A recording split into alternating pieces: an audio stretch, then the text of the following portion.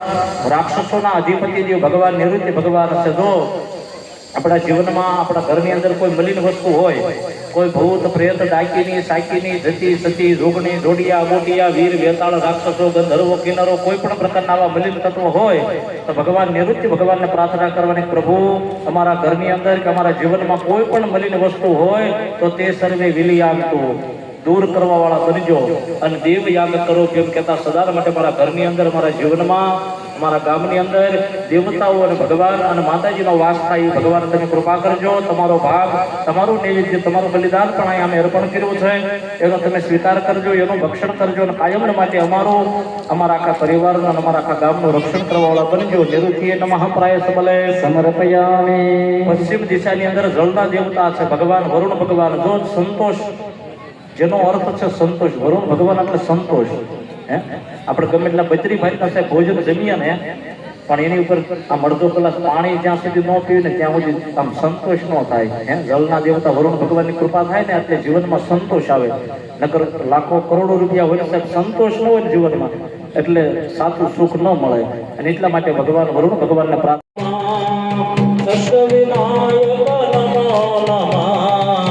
Ganpati Bapa